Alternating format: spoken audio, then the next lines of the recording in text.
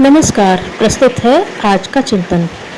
आत्मिक प्रगति के पथ पर चलते हुए अनेक व्यक्ति एक ही मंत्र से, एक ही पूजा विधान से एक निर्धारित समय तक ही उपासना करते हैं, पर उनमें से कोई सफल होता है, कोई असफल। किसी को तुरंत परिणाम दिखाई पड़ता है, किसी को मुद्दतें बीत जाने पर भी कोई सफलता दृष्टिगोचर नहीं होती। इसका क्या कारण है, यह मैंने गुरुदेव से और भी स्पष्ट रूप से पूछा। कारण कि इन दिनों मुझे ही डाक का उत्तर देना पड़ता है और इनमें से पत्र भी कम नहीं होते जो बताए हुए विधान से उपासना करते हुए बहुत दिन हो जाने पर भी कुछ परिणाम न मिलने से असंतुष्ट हैं। इस कठिनाई का उत्तर गुरुदेव के मुख से जो निकला उसका सारांश नीचे की पंक्तियों में प्रस्तुत किया जा रहा है। आत्मिक प्रगति के मार्ग में सबसे बड़ा व्यवधान उन कुसंस्कारों द्वारा प्रस्तुत किया जाता है जो दुर्भावों और दुष्कर्मों के रूप में मनोभूमि पर छाए रहते हैं।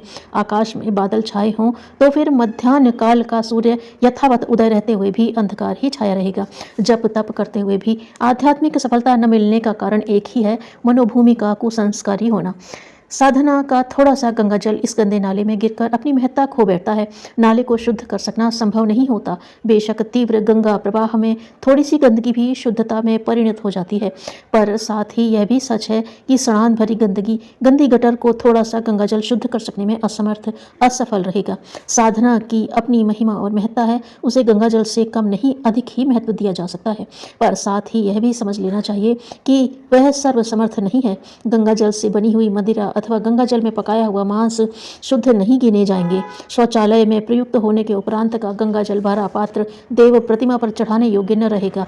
गंगा जल की शास्त्र प्रतिपादित महत्ता यथावत बनी रहे, इसके लिए यह नितांत आवश्यक है कि उसके संग्रह उपकरण एवं स्थान की पवित्रता भी अक्षुण्ण बनी रहे। रंगरेज कपड़ा रंगने की प्रक्रिया उसकी धुलाई से आरंभ करता है।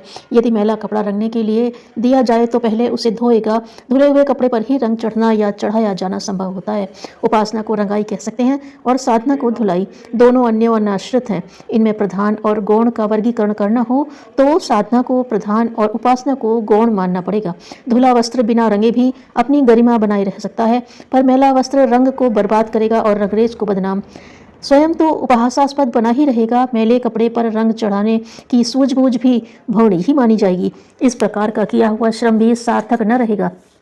आत्मिक प्रगति के पथिक आमतौर से यही भूल करते रहते हैं और असफलता का दोष उस पुण्य प्रक्रिया को देते हैं जिसे सही ढंग से अपनाने वाले सदा कृतकृत्य होते हैं। वस्तुतः यह भूल पथिकों की नहीं, उनके मार्गदर्शकों की है, जिन्होंने बहुमूल्य महंगी वस्तु को सस्ती बताकर लोगों को आकर्षित करने भर का ध्यान रखा और यह भूल गए कि अभीष्ट प्रतिफल न मिलने पर जो निराशा और अविश्वास भरी प्रतिक्रिया उत्पन्न होगी उसका क्या परिणाम होगा। सस्ते प्रलोभनों से भरमाया व्यक्ति आरंभ में अति उत्साही हो सकता है, पर उसकी निराशाजनक प्रतिक्रिया नास्तिकता के रूप में ही परिणत होकर रहेगी।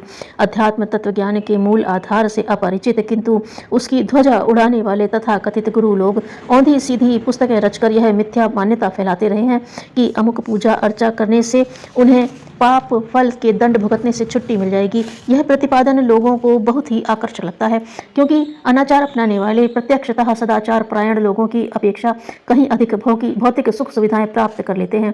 छल छद्म का परिणाम अंततः बुरा ही क्यों न हो, पर तत्काल तो उन हथकंडों से लाभ मिल ही जाता है।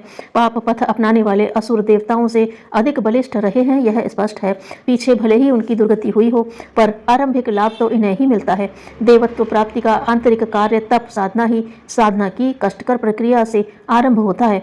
लंबी दूरी तक उस मार्ग पर चलने के बाद ही देव पुरुष आनंद उल्लास प्राप्त करते हैं। ऐसी दशा में तात्कालिक लाभ को प्रधानता देने वाले अदूरदर्शी लोग कुमार्गगामिता के सहारे तुरंत लाभान्वित होने की रीति नीति अपनाते हैं, पर उन्हें यह खटका बना ही रहता है कि कभी न कभी इन कुकर्मों का कष्टकारक प्रतिफल भोगना पड़ेगा। इस चिंता से तथाकथित धर्म गुरुओं के रचे भोड़े फूहड़ ग्रंथ मुक्ति दिला देते हैं। उनका कहना है कि अमुक वाला जपने वाले या अमुक पूजा अर्चा करने वाले को पाप कर्मों के दंड भुगतने से छुटकारा मिल जाता है। यह बहुत बड़ी बात है। यदि दंड का भय न रहे तो फिर पाप कर्मों द्वारा प्राप्त हो सकने वाले लाभों को छोड़ने का कोई कारण ही नहीं रह जाता। इस प्रकार उपयुक्त आश्वासनों पर विश्वास करने वाले यह मान बैठते हैं कि उनके पाप कट गए, अब वे कुकर्मों के दंड से पूर्णतया छुटकारा पा चुके। भूतकाल में किए हुए या भविष्य में किए जाने वाले पापों के दंड से वह देवता या मंत्र बचा लेगा, जिससे थोड़ा सा जप स्तवन पूजन आदि करके या किसी दूसरे से करा के सहज ही बहकाया, फुसलाया और अनुकूल बनाया जा सकता है। इस मिथ्या मान्यता का आज बहुत प्रचलन है। हर कोई इसी सस्ते नुस्खे को दोहराता है। मतवादी यही ढोल पीटते हैं कि हमारे संप्रदाय में भर्ती हो जाने पर हमारा ईश्वर सारे गुनाह माफ कर देगा। इस बहकावे में आए बाहर से बताए हुए कर्म कांड करते रहते हैं और भीतर से पाप कर्मों में निर्भय होकर प्रवृत्त रहते हैं। धर्म के नाम पर प्रस्तुत की गई मिथ्या मान्यताओं ने आज सर्वत्र यही स्थिति उत्पन्न कर दी है और सच्चा विश्लेषण करने पर पूजा पाठ न करने वालों की अपेक्षा उस प्रक्रिया में निरत लोग अधिक अनैतिक और अवांछनीय गतिविधियों में प्रवृत्त पाए जाते हैं। ऐसी स्थिति में आत्मिक प्रगति सर्वथा असंभव है। जब साधना का प्रथम चरण ही पूरा नहीं किया गया तो उपासना का दूसरा चरण कैसे उठेगा? जब पहली मंजिल ही बनकर तैयार नहीं हुई तो भवन की दूसरी मंजिल बनाने की योजना कैसे पूर्ण होगी? उपासना से पाप नष्ट होने का वास्तविक अर्थ यह है कि ऐसा व्यक्ति जीवन साधना के प्रथम चरण का परिपालन करते हुए दुर्भावनाओं और दुष्प्रवृत्तियों के दुष्परिणाम समझेगा और उनसे सतर्कतापूर्वक विरत हो जाएगा। पाप नष्ट होने का अर्थ है पाप कर्म करने की प्रवृत्ति का नाश, पर उल्टा अर्थ कर दिया गया पाप कर्मों के प्रतिफल का नाश। कदाचित ऐसी उलटभाषी सही होती तो फिर इस संसार में पाप को ही पुण्य और कर्तव्य माना जाने लगता। फिर कोई पाप से न डरता। राजदंड से बचने की हजारों तरकीबें हैं, उन्हें अपनाकर अनाचारी लोग सहज ही निर्द्वंद निश्चिंत रह सकते हैं। देवदंड ही एकमात्र बंधन था, सो इन धर्म ध्वजियों ने उड़ा दिया। अब असुरता को स्वच्छंद रूप से फलने फूलने और फैलने का पूरा अवसर मिल गया। पाप कर्मों के दंड से मुक्ति दिलाने का आश्वासन पूजा पाठ की कीमत पर जिन्होंने भी दिया है, उन्होंने मानवीय आदर्शों और अध्यात्म के मूलभूत आधारों के साथ व्यभिचार किया है। पाप और पुण्य का उचित और अनुचित का अंतर, उनका दंड पुरस्कार ही मानव समाज के भौतिक मेरुदंड को सीधा रखे हुए हैं। यदि उसे ही तोड़ दिया जाए तो फिर व्यक्ति और समाज की आचार संहिता का ईश्वर ही रक्षक है। पूजा उपासना का प्रयोजन मनुष्य को ईश्वरीय विश्वास अर्थात धर्म मर्यादाओं का पालन करने के लिए व्रत बंध धारण किए रहने वाला है। यदि पूजा पाप दंड से मुक्ति दिलाती है तो फिर यही कहना पड़ेगा कि वह नैतिक, मानवीय, धार्मिक और आत्मिक मूलभूत आधारों को ही नष्ट करेगी। ऐसी दशा में यह पूजा वस्तुतः नास्तिकता से भी महंगी पड़ेगी। पिछले दिनों यही हुआ है, यही बताया सिखाया गया है। कथा वार्ताओं में हम यही सुनते पढ़ते हैं। गुरु लोग के पास यही सबसे बड़ा आकर्षण अपने मंत्र के पक्ष में है। भोले लोग सस्ते मोल में परम दंड की बहुत बड़ी विपत्ति से बचने के लिए फंसते हैं और दोहरी हानि भुगतते हैं। ईश्वरीय अकाट्य नियम इतने सरल नहीं हैं कि तनिक सी पूजा से छुई मुई होकर सूख जाएं। वे अत्यंत कठोर हैं। विश्व का कण कण उनकी पकड़ में जकड़ा हुआ है। ईश्वर को कोई पूजे या गाली दे, विश्व व्यवस्था कर्मफल की अपरिहार्य प्रक्रिया में तनिक भी ढील करने वाली नहीं है। ऐसी दशा में पूजा जिस प्रलोभन से की गई थी, ईश्वर की प्रसन्नता की जिस आधार पर आशा बांधी गई थी, वह बालू के महल की तरह ढह जाता है। उपासना की असफलता का एकमात्र कारण है आत्मिक प्रगति की पहली मंजिल, साधना की उपेक्षा। गुण कर्म स्वभाव का परिष्कार साधना का मूलभूत उद्देश्य है। उसका स्वरूप है आत्मबोध, आत्मचिंतन, आत्म सुधार, आत्मनिर्माण, आत्म विकास। यही आत्मदेव का सच्चा पंचोपचार पूजन है। पर जो उसे कर सकता है उसी की पूजा उपासना सफल होती है। निराकार निर्विकार परमेश्वर की साकार प्रतिमा उपासना को व्यावहारिक रूप देने के लिए बनाई जाती है। इसी प्रकार जल, दीप, नैवेद्य, पुष्प, चंदन के पंचविधि पूजा उपकरण प्रयुक्त किए जाते हैं। इसे देवार्पण के पीछे जीवन साधना की ओर इंगित करने वाला गहन तत्व ज्ञान सन्निहित है। उसे यदि न समझा जाए और मात्र उपासनात्मक कर्मकांडों को ही सब कुछ मान लिया जाए तो यही कहना पड़ेगा कि यथार्थता को भूलकर विडंबना की उलझन में पैर फंसा दिया गया। उपासना की पूर्व भूमिका जीवन साधना से आरंभ होती है। तपश्चर्या का प्रयोजन मनोभूमि पर छाए हुए कुसंस्कारों का निराकरण है। एक बार समझ लेना चाहिए कि साधना सिर्फ पाउडर है और उपासना टीनोपाल। कपड़े को जर्क वर्क धुला हुआ बनाना हो तो दोनों का उपयोग करना चाहिए। कपड़े को सर्फ में धोकर मल रहित करना चाहिए और तदनंतर टीनोपाल की नीली झलक देनी चाहिए। यह भूल नहीं करनी चाहिए कि धोने में बहुत झंझट समझकर उसे उपेक्षित विस्मृत कर दिया जाए और मात्र टीनोपाल के छींटे लगाकर चमचमाते वस्त्र पहनने की आशा रखी जाए। आत्मिक प्रगति के लिए उपासना का अपना महत्व है, जप आवश्यक है। आसन, प्राणायाम, प्रत्याहार, ध्यान, धारणा, ध्यान, समाधि की 6 मंजिल इमारत बनानी ही चाहिए, पर उससे पहले यम नियम का ईंट चूना नींव की गहराई तक भरकर नींव पक्की कर लेनी चाहिए। मंत्र विद्या का महात्म्य बहुत है। योग साधना की गरिमा गगनचुंबी है। विविध विधि उपासनाएं चमत्कारी परिणाम उत्पन्न करती हैं। रिद्धि सिद्धियों की चर्चा काल्पनिक नहीं है, पर वह सारा आकर्षण, विवरण, कथासार आकाश कुसुम ही बना रहेगा जब तक साधना की पृष्ठभूमि को अनिवार्य मानकर न चला जाएगा। ओछी मनोभूमि के व्यक्ति यदि किसी प्रकार किसी तंत्र विधि से कुछ लाभ वरदान प्राप्त भी कर ले तो भी वह अंततः उनके लिए विपत्ति ही सिद्ध होगी।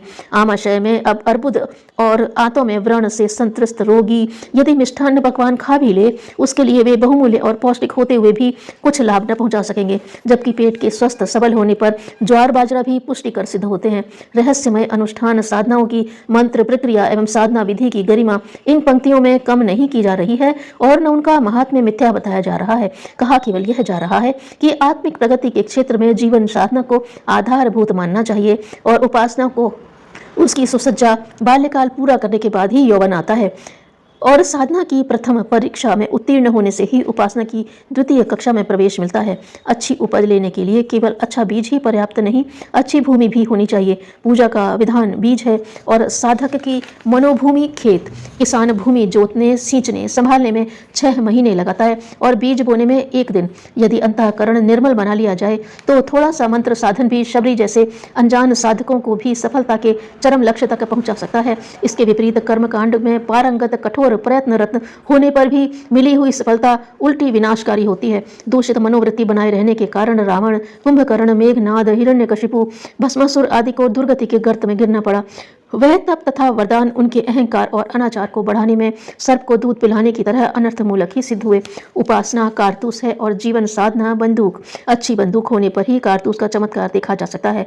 बंदूक रहित अकेला कारतूस तो थोड़ी आवाज करके फट ही सकता है, उससे सिंह व्याघ्र का शिकार नहीं किया जा सकता। अनैतिक गतिविधियां और अवांछनीय विचारणाएं यदि भरी रहे तो कोई साधक आत्मिक प्रगति का वास्तविक और चिरस्थायी लाभ न ले सकेगा। किसी प्रकार कुछ मिल भी जाए तो उसे जादूगरी जैसा चमत्कार दिखाकर थोड़े दिन यश लिप्सा की पूरी की जा सकती है। वास्तविक लाभ न अपना हो सकता है और न दूसरों का। अस्तु आत्मबल से संबंधित सिद्धियां और आत्मकल्याण के साथ जुड़ी हुई विभूतियां प्राप्त करने के लिए जो वस्तुतः निष्ठावान हो, उन्हें अपने गुण कर्म स्वभाव पर गहरी दृष्टि डालनी चाहिए और जहां कहीं छिद्र हो उन्हें बंद करना चाहिए। टूटे हुए बर्तन में जल भरा नहीं रह सकता, छेद वाली नाव तैर नहीं सकती। दुर्बुद्धि और दुश्चरित्र व्यक्ति इन छिद्रों में अपना सारा उपासनात्मक उपार्जन गंवा बैठता है और उसे छूछ बनकर खाली हाथ रह जाना पड़ता है। हर दिन नया जन्म, हर रात नई मौत वाली साधना इस दृष्टि से अति उपयोगी सिद्ध होती है। प्रातः काल उठते ही यह अनुभव करना कि अब से लेकर सोते समय तक के लिए आज का नया जन्म मिला है, इसके एक एक क्षण का सदुपयोग करना है। इस आधार पर दिन भर की पूरी दिनचर्या निर्धारित कर ली जाए। समय जैसी बहुमूल्य संपदा का एक कण भी बर्बाद होने की उसमें गुंजाइश न रहे, एक भी अनाचार बन पड़ने की ढील न रखी जाए। निकृष्ट स्तर पर सोचने और हेय कर्म करने पर पूरा प्रतिबंध लगाया जाए। इस प्रकार नित्य कर्म से लेकर आजीविका उपार्जन तक, संभाषण से लेकर कर्तृत्व तक जीने के हर क्षेत्र में उत्कृष्टता और आदर्शवादिता का समावेश किया जाए। रात को सोते समय लेखा जोखा लिया जाए और आज उत्कृष्टता और निकृष्टता में से किसका उपार्जन ज्यादा हुआ, पाप अधिक बना या पुण्य, भूले प्रबल रही या सतर्कता जीती। इस प्रकार आत्मनिरीक्षण करने के उपरांत दूसरे दिन और भी अधिक सतर्क रहने और भी उत्तम दिनचर्या बनाने की तैयारी करते हुए निद्रा माता को मृत्यु समझकर उसकी गोद में शांतिपूर्वक जाना चाहिए। यह क्रम निरंतर जारी रखा जाए तो जीवन में क्रमशः अधिकाधिक पवित्रता का समावेश होता चला जाता है और तदनुरूप आत्मिक प्रगति तीव्र होती चली जाती है। हारता वह है जो हिम्मत गंवा बैठता है। ज्ञानदान से बढ़कर संसार में और कोई पुण्य नहीं है। धन्यवाद।